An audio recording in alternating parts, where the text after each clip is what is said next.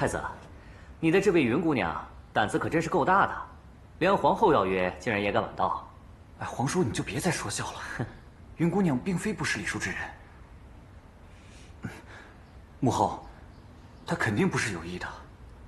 太子都为她说上话了，看来这位姑娘不简单呢。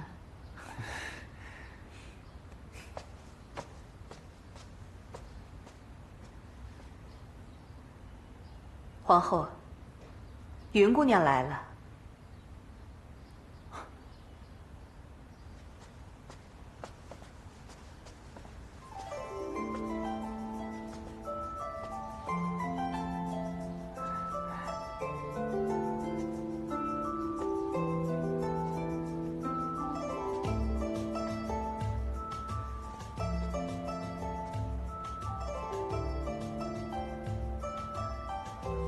参见皇后，太子殿下，魏王，免礼。谢皇后。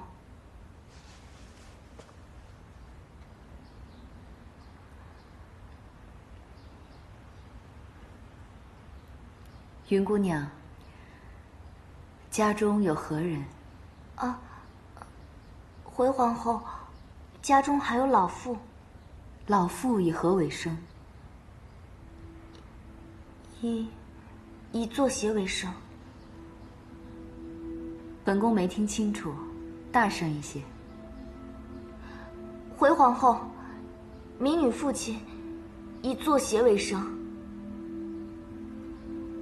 辛苦吗？还好。云姑娘可知你父亲每日什么时辰开始做工，什么时辰收工？每日时辰不一定。是不一定，还是你并未注意？民女并未注意。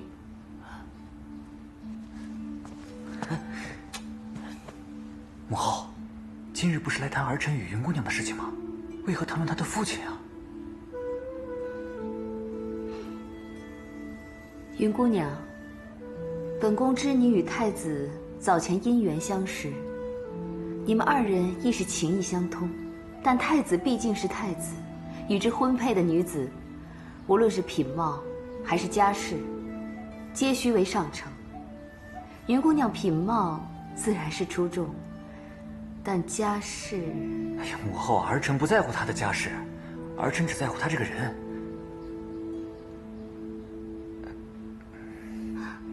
皇后，民女对太子是真心的。民女自知身份卑微，配不上太子，但在尚不知太子身份之时，民女便已爱慕于他。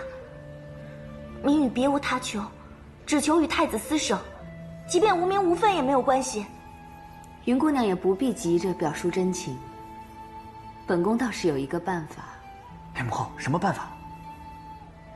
让云父入朝为官，而且是为大官。如此一来，云家不就家世显赫了？云姑娘与太子不就相配了吗？皇后，你觉得这个办法可好？啊，但凭皇后安排。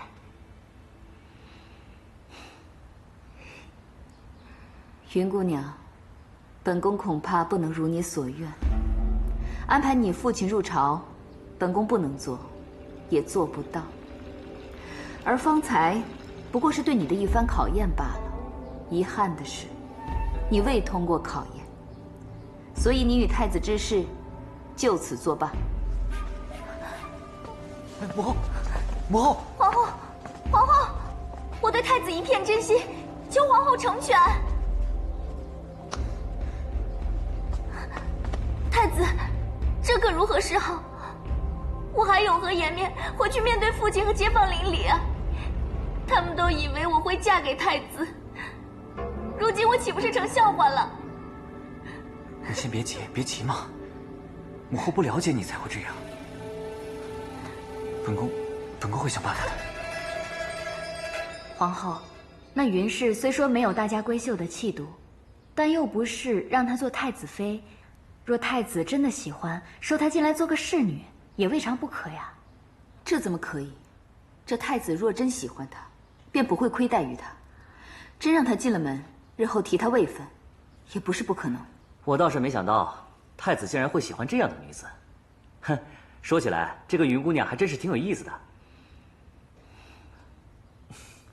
好，好，好，皇后，臣弟不该胡言乱语，惹皇后生气，请皇后原谅臣弟。母后，太子殿下，儿臣有话要说。若是关于那云氏的，便不必说了。可儿臣是真心喜欢她呀，儿臣不知方才云氏哪里做的不好，惹母后生气，还请母后明示。你真想知道？是。好。本宫命姚上宫他们送去华服，为她更衣打扮，为的是想看看她能否驾驭那宫中服饰，也想看看大喜之下她能否稳得住。很可惜，你们也看到了，她那浓妆艳抹、夸张至极的面容，我听姚上宫他们说，是她自己非要往脸上涂涂抹抹的。可她是第一次见您，想给您一个好印象，只不过弄巧成拙罢了。儿臣倒觉得她率直可爱。本宫也不是以貌识人之人，所以本宫便问他关于他父亲的事情。但是明显感觉到，他说父亲以做鞋为生时的不自信与尴尬。一个连自己父亲是做什么的都不敢大声说的人，这样的人太虚荣了。他那是见到你紧张。你倒是会维护他。本宫也想这么认为，所以本宫又故意说让他父亲入朝为官。若是他拒绝本宫，那其他的瑕疵，本宫倒可以作罢。可是他说什么？他竟然说，但凭本宫做主。你们说说看，像这样的人，怎能引入家门？母后，您是皇后，那当然您说什么他便听什么呀。他又怎敢拒绝您？四郎，你说说你的看法。这云氏的父亲以做鞋为生，想来也没有入朝为官的才能。更何况是为大官，但那云氏听闻皇后要封他父亲为大官之后，非但没有拒绝，反倒一脸的欣喜，连无功不受禄这样的客套话也没有。这样的人若是成了太子的妃嫔，怕是也会让太子给他的家人们安排官位，那朝堂岂不是要大乱了？皇后，您可是这个意思？听到没有？还是四郎明白事情轻重。儿臣以为是您不够了解他。那你就很了解他吗？但儿臣喜欢他呀。母后，您与父皇那般相爱，为何就不能成全我们呢？太子，你是一国储君，母后希望日后在你身边的是可以帮你之人。那云氏不适合你。母后，好了。